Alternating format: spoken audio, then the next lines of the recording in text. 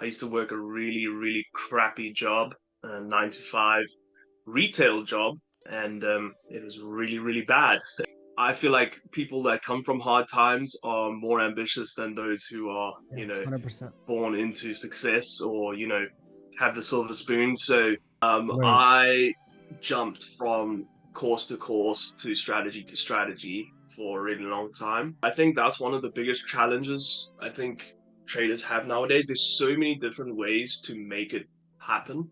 Um, Right. there's so many different.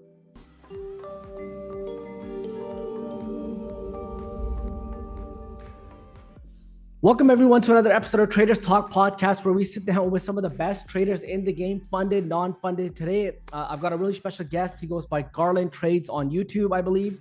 He has $600,000 in funding, and Ethan's been trading since 2019. So, man, I watched some of your YouTube videos, and I think I've seen some of your content before as well. And we just kind of want to know your story, right? Like, how did you get into trading? You obviously have a lot of funding, so there has to be a backstory of sort of the hardship you went through and how that all happened. So I kind of just want to hear your story, man. So how are you doing, and where do you live, Ethan? So yeah, I'm from South Africa.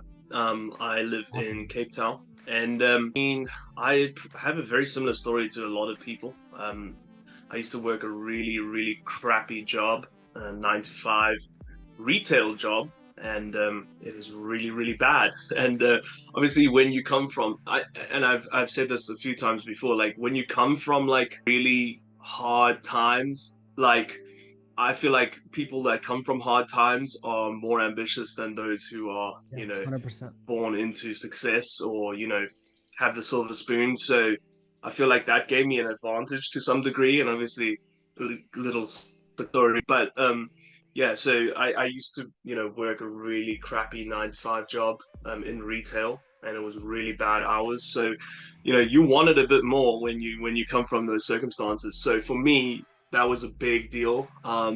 So when I started out in those circumstances, I was obviously looking for any way to get out of it. And so I tried everything, I did drop shipping, I did, you know, anything that could work. I did a number of different things. I mean, email marketing, social media marketing, all of those things. And yeah, I mean, eventually I came across trading, and I actually started stock trading to begin with.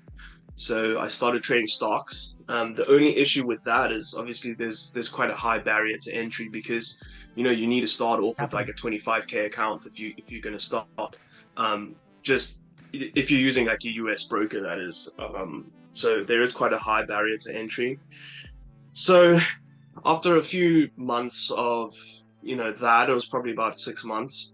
I then discovered there were I realized there was a lot of people trading Forex and trading indices and those kinds of things. And I was like, yeah, but it's so different. I mean, you're not buying shares. I see them using like lots and stuff like that, and I'm like, what is that? So I I ended up learning more, and eventually it kind of just took over. Because the barrier to entry was so much lower, it was just Yeah. an obvious gravitational area for me to go towards. Um, just because obviously, like, if you're trading stocks, you can't start off with $100, Not that trading No. Forex is a good idea to start off with $100 either. But at the time, that was the pull. I mean, I think that's the pull for a lot of people. It's like, I can deposit $50 and start trading, when they know that you're going to lose all of that 50 immediately, um, or within the next couple of days if you are really disciplined. So yeah, obviously you start off the same way, blowing accounts, and yeah, I mean that carried on for about 2 years. And I think one of the real breakthroughs for me was finding prop firms. And maybe it was the same for you as well, but Yeah. prop firms were a big turnaround for me, because trading with other people's money is a great thing. It's a really great Yeah. thing, and I believe it gives you like a really good psychological edge. But yeah, I mean, eventually, I think once I discovered prop firms, and I mean, I had an edge in the market in terms of strategy, but I think psychologically having prop firms behind you as well, you know, it allowed me to leverage in a way that you couldn't leverage with a account that is just purely, self-funded. So Yeah, I man. think that was a key. Yeah, sorry to cut you off. I think one of your story really resonated with me. Where I wouldn't say I was working a shitty job, but I was working a job that I could no longer. I mean, I was working in a business where I could no longer see myself doing that for the rest of my life. You know what I mean? Like that just Yeah, felt crazy for me. Like, am I going to be doing this for the rest of my life?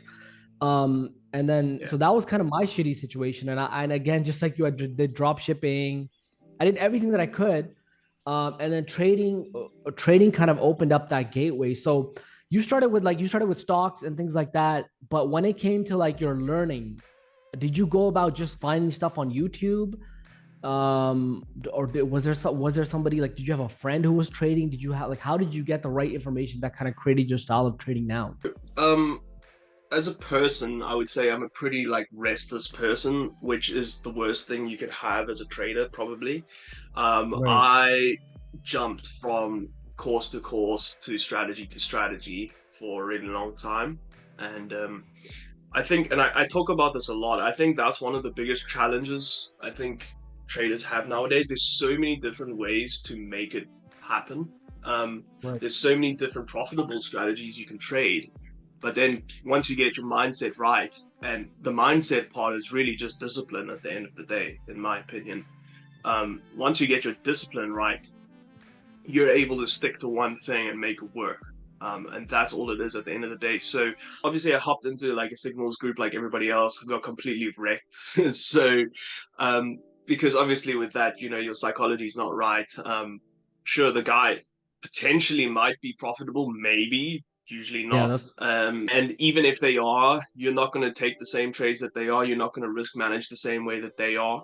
yeah. Um, and eventually, basically, I started trading on my own, which again, another step in the right direction. However, if you start chasing a silver ball at a certain point where you're trying to jump onto the next big thing and the next big thing, and you're looking for the magical pill to take that will make you profitable, Yeah. where it's been right in front of you the whole time. Like I keep saying, a lot of the time it's like people that are trying to like lose weight and whatever or get in shape. They're like, oh, I just want to take this one supplement that makes it all work. I just want to like lose it all within the next couple of weeks. I want to Yeah. just like find this, exercise routine, or like I'm gonna intermittent fast for this many hours and this and that. And I'm like, just eat less and do more exercise. That's all it is. Right. Same thing Keep it with simple. trading. You're literally just gonna follow your plan, okay, and that's it. Follow the plan and that's it. Trade your hours, trade your strategy, use your risk management, and you don't deviate from it, and you'll be profitable. There's no like special source to anything. It's just doing that. So once I realized that, yeah, I mean, the thing is, so like I said, I've been in lots of different communities, and eventually, I took what I learned from a lot of them, and I created, the system that I trade today. Um, Right. and obviously, it's always evolving. I think you would also agree, like, Yes. you're always refining your system. Um, so yeah, I mean, like I say, I think one of the biggest things though that like flipped the switch for me is I started meeting people that are really making it happen. People that aren't selling a course, people that aren't in the public eye at all. And I met real traders that are trading exactly the same way that I want to trade. And once I saw that they were literally making it happen, and I saw it happen in front of my own eyes, and they weren't, they had no ulterior motives towards me, I immediately was like, okay, it is actually happening. It's not all one big scam. And once you realize it's not all one big scam, you figure out that, if they can do it, why the hell can't I do it? And that's essentially when my real big tipping point happened. And then I just stuck to what I was going to do. I stuck to the plan that I created. So like a lot of people say, it is all psychological. There's so many different strategies that work. You just need to pick one and have the discipline to follow it. Yeah. Yeah, I 100% agree with that. Now, it's that's one of the things that was for me. Like, I saw some people that were actually, they didn't have a YouTube, they didn't have anything, right? I just knew that they were making money from trading. Some of them didn't even have any social, and I just wanted to see one person. I needed proof of one person that was just a no, like, because at that time I wasn't thinking about making too much money. All I wanted to do was quit my job and just supplement that income from trading. Like, so whatever I was making, I wanted to make just that. I didn't even want to make more. I just wanted to make that much. And I just wanted to know one person that was actually doing it. And I found a bunch of people, actually found 4 or 5 people that were making a hell of a lot of money. And this is all they did. So that was like my biggest, like, okay, whoa, I'm going to stick with this because there's all these other regular people that are doing it. And one of the other things that really switched for me, which I want to ask you about, is when I got my first payout, like that made it feel really real. I remember it was March 2021, I got a $2,800 payout from FTMO. And then that just made everything real. Like I remember buying an iPhone. I used that iPhone for like 2 years. I traded on that phone every day.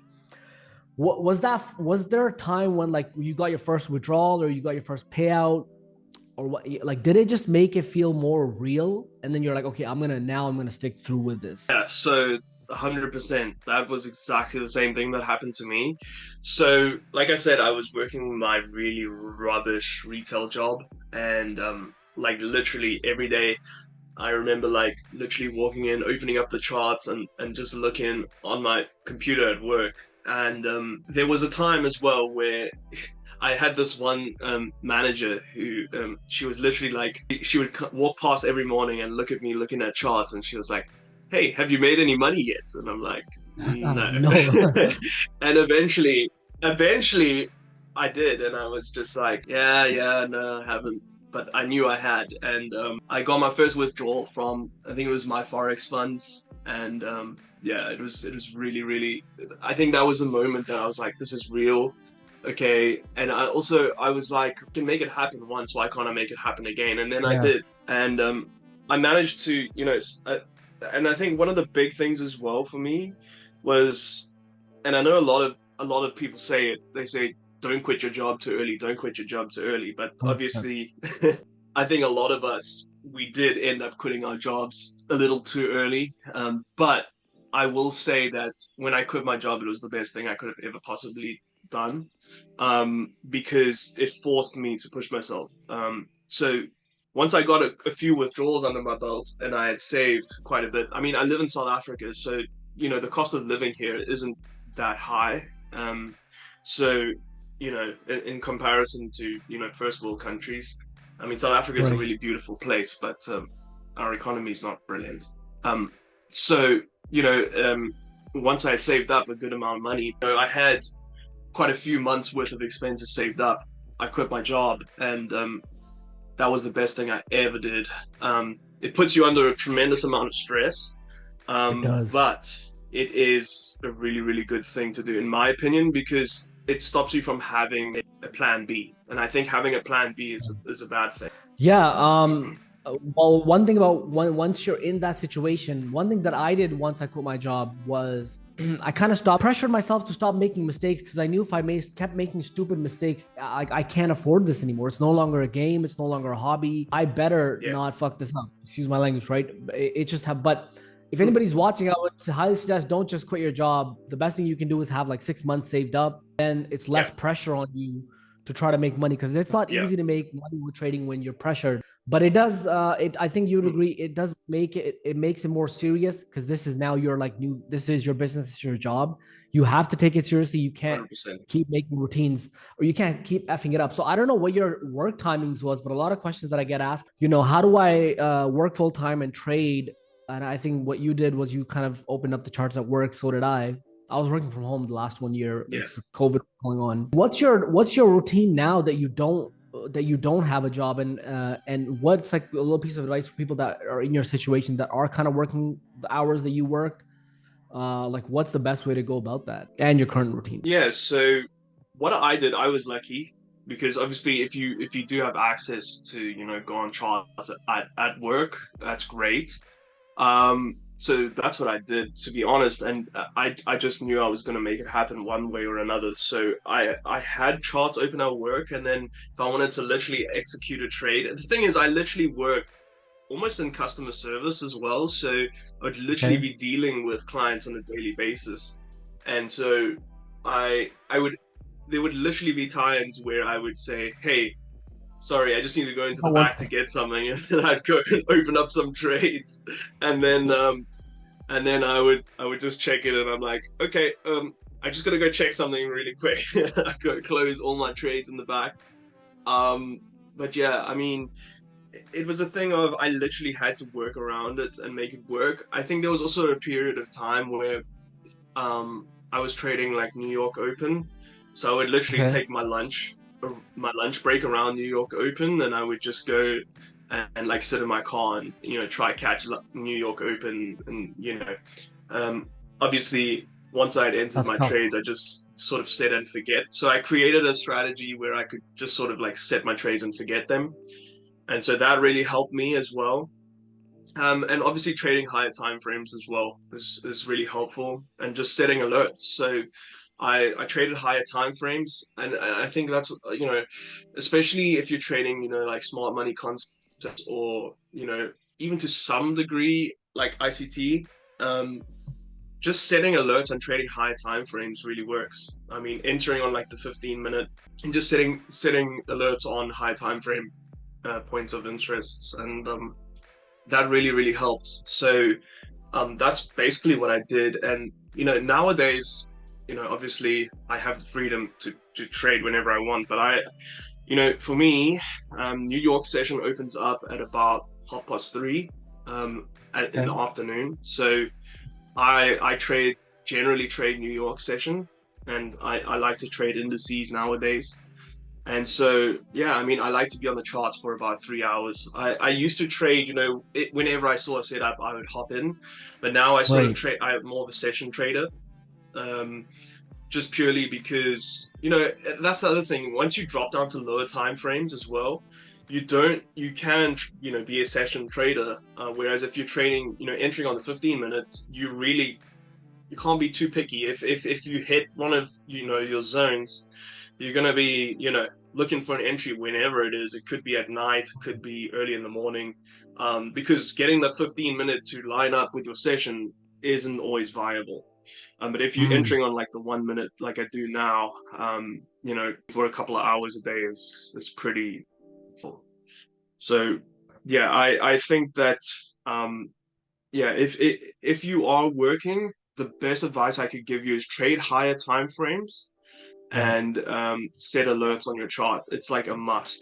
And so that's all I did. Yeah, that's higher time frames always the best thing you can do. Lower time frames, it can be really choppy. And yeah, if you are working higher time Mm. frames, it's easier on the brain to manage those positions. So you like one thing you said was you kind of created your own system, right? You learned from when a few other people's, and then you kind of created your own system. I think that's really important for everybody. Like you have like if you take like 4 courses, right? Not one of them is going to work for you, or if you can't learn from one person. You got to kind of take stuff from other people, create your own system and kind of make it work for you and your personality, because everybody's like really different, right? Excuse me. So but one thing that I've noticed over the last year that's really gotten good with me is like intuition. So once, like, for the last 2 years that I've been trading my own system, it's almost like sometimes now I know this is like a really good trade, this is going to work. Sometimes I have a bad feeling, but do you feel like intuition plays a big part in your trading, like where you kind of already know, all right, this is like a really, I know this setup, Yeah. I've seen this happen. So that's the tricky thing, right? So for instance, people that I teach nowadays, if they ask me to, what do you suggest doing? I say have a concrete plan and follow the concrete plan, especially when you're starting out. Um, that's the thing. Firstly, find the plan that works for you, because, like you were saying, everybody's different. So the first thing is, find a plan that works with your lifestyle. Firstly, so you're working, your working hours, or what you need to get done in a day. And secondly, find one that fits your personality. Okay, because you need to have something that works with your, firstly, your risk appetite.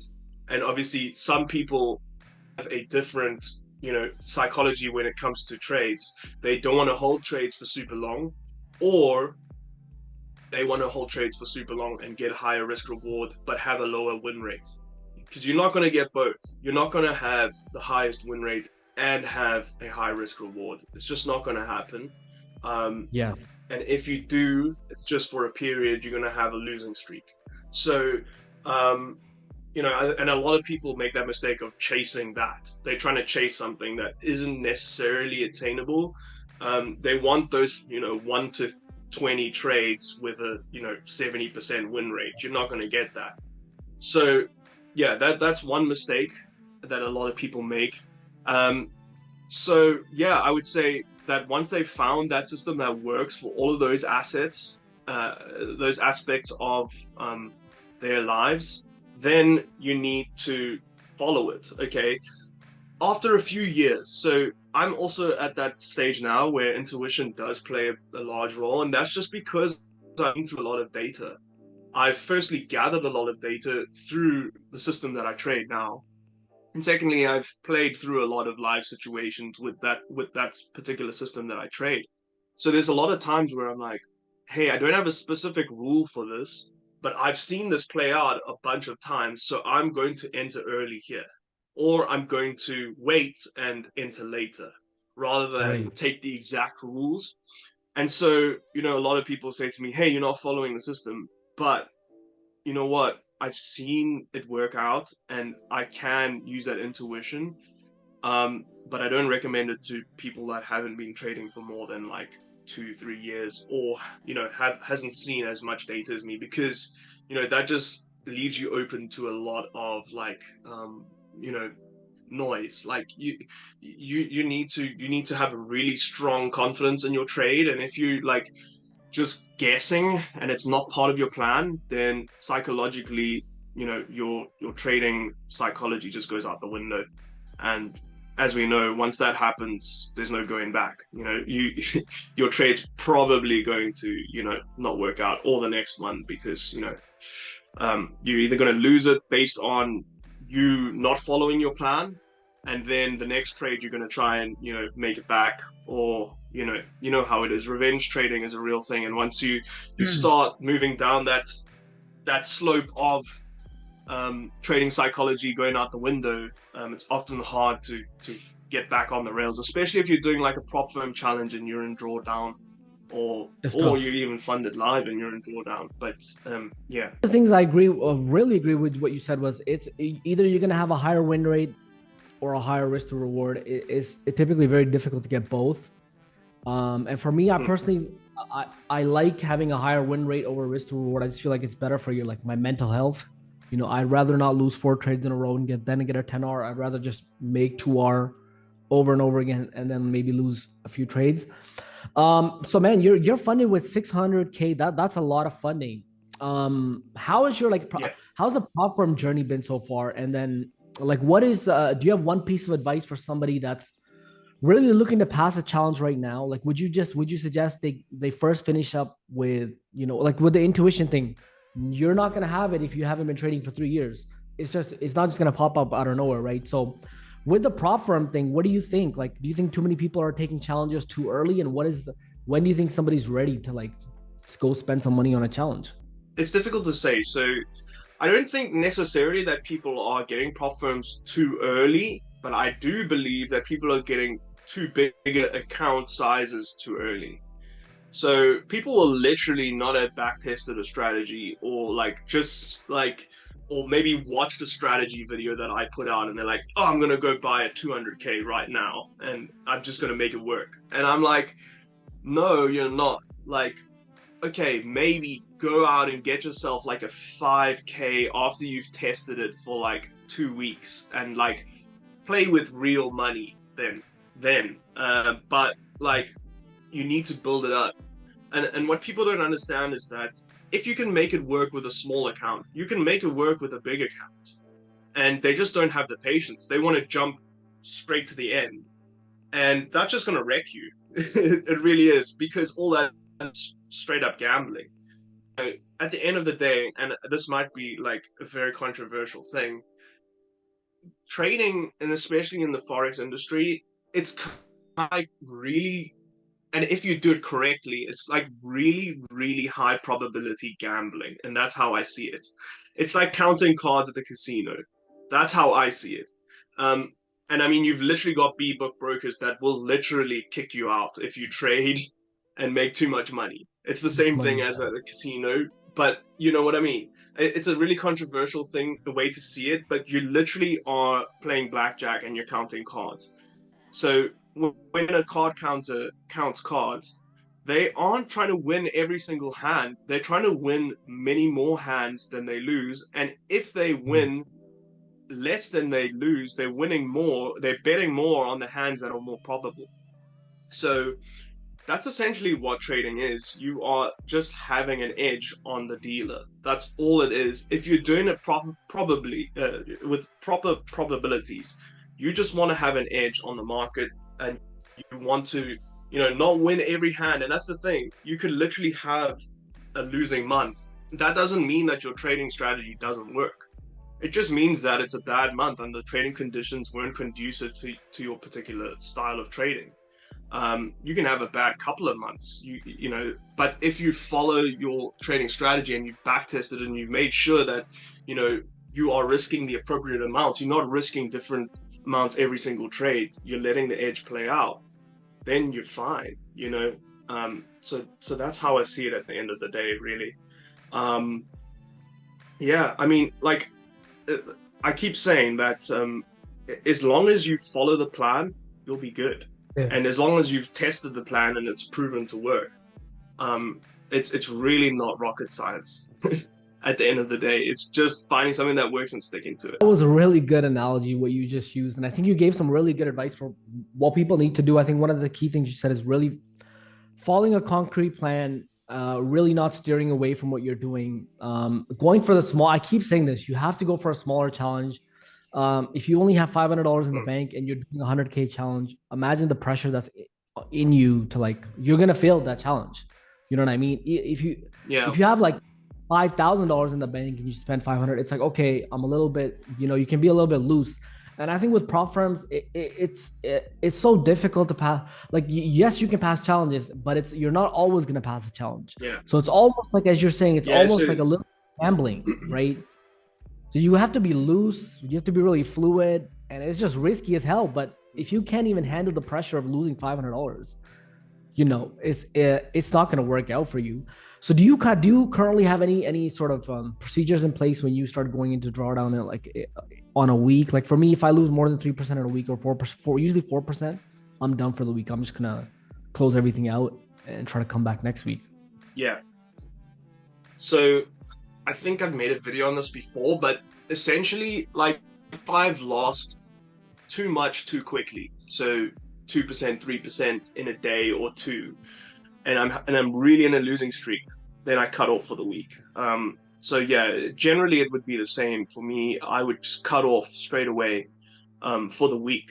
And one of the really important reasons it's important to literally cut yourself off is just because of that emotional and psychological aspect. And that's when people start, revenge trading, because it's really like deep rooted in our psyche to basically be resilient. And as a trader, it's actually not a good thing to be resilient, because if you keep losing and you keep trying, you are going to get emotionally involved in what you're doing, and you're not going to be thinking with your logical brain. You're going to be thinking with your emotions instead. So, our body has, our brain has evolved to use emotions to allow us to get out of tough situations. But in trading, those intuitions and emotions aren't really good, because they're going to push you to make decisions that are going to over leverage your account at the end of the day. That's as simple as it is. So to stop and then allow your emotions to reset is really important. So I'll stop little the next week, because literally even the next day, I mean, if I've taken a really quite a string of losses, it's almost like Yeah, it's almost like you're mourning the loss of your money to some degree, and you need to like literally take a break and just get over it. And once you're over it, you can think logically again, and then I'll restart on a Monday, and you kind of come up in your head with a logical plan of, hey, it's not a big deal. I'm just gonna follow my plan, and you know, I'm gonna, you know, if I just win two trades and I follow my risk reward strategy, I'll almost be out of this drawdown. I'm not going to risk more to try and get out of it. I'm just going to follow the risk that I have tested, and that's it. But you have to take a break to sort of reset your mind. You can't, and it's difficult as well because if you've gone back and you've back tested your strategy, you don't take a break once you've taken losses on your strategy and you're on bar replay on TradingView. You're not taking a break. You're just taking all the trades. So it's difficult because your brain's going to tell you, oh, I just took all the trades. I mean, some of the trades I took on when I was back testing was like right after each other. But you have to take the break because it's better. Even if you miss a trade the next day that would have won, there's a chance that you would have over leveraged on that position and it wouldn't have been a winner because of your emotions. So and I've been in that position so many times that eventually you get burnt so many times that you learn. And I think for a lot of people it's important that that happens. But also coming back to the prop firm thing, I think it's important to start off with a small account. But I don't think that people realize how powerful a small account can be. Because even if you've got a 10K account and you've got a profitable strategy that you can stick to, you don't need to be making a lot of percent per month. I would rather be making 2%, 3% a month than, constantly than have, 8% months and then wait 2 months without. And purely because even if you've got a small 10K account, you can leverage that account into hundreds of thousands of dollars of accounts. And that's what I was able to eventually do. It took me a while to do it, but if I had to do it all over again now, I would get a small account. And as long as I could replicate my results to a bigger account, you can really do some insane things. So I actually made a video on this, but you can literally, if you've got a 10K account, you get a you get a 10K account and you make a couple of percent per month on that account. You're able to leverage what you're making from that account to purchase bigger accounts. And you keep that small account as your account to purchase bigger accounts. And eventually, once you've got your bigger accounts, those bigger accounts you can actually be a little bit more reckless with, because your smaller account, you're always running at a very low risk. You just want to make a couple percent per month. And eventually you can beef up your small low risk account, and that small low risk account maybe turns into a 100K account. And now suddenly you've got a 100K account making you 2 or 3% per month. And that allows you to then buy, a few $100,000 of accounts every month or 2 months. And you can be more aggressive with those accounts because you've always got this conservative account that's going to have your back. So you can continually buy more accounts. And so that is one of the things that really, also changed the game for me. Having accounts with different risk profiles, one that's like a safe bet, and then having a couple that are a lot more aggressive. I think that's one of the most efficient ways to do things, and that like really changed the game for me. That's so I'll start off with one of the things you just said is letting your emotions reset, because once you take a loss, your mind is not thinking correctly. Even when you take a win, it's all that happiness and euphoria. I try to make a rule where if I just close the profitable trade, I have to step away from the computer. Or if I lost a trade, it doesn't matter what's happening. You have to give it like 12 hours. Worst case you could do is wait till the next session or wait till the next day. Because you got to let like all the stuff that's going on in your brain sort of calm down. And I think that's where things start spiraling out of control. They did for me, at least. I went from making a lot of money and then being too happy and then, effing it all up. And then vice versa as well. And then the prop firm thing that you said is the best thing you can do is maybe if you really can't afford to do the 5K MFF, it's like $49, or even their 10K is like $84, right? So for $84, you get a profit split, a couple $100, and you can then spend that money to purchase a larger account. Amazing feedback and things that you said today, Ethan. Where can people find you if they want to get in touch with you? I'll leave a link for your YouTube channel, but do you have any other things where people can learn from you? Do you have any sort of groups that they can join? How can people get in touch with you? Yeah, so basically my Instagram is garland.trader. And then obviously YouTube as well, Garland Trader.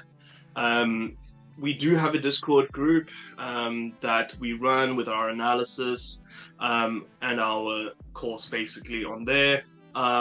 You can hop in. It's a subscription-based model, so you can hop in, get the full course.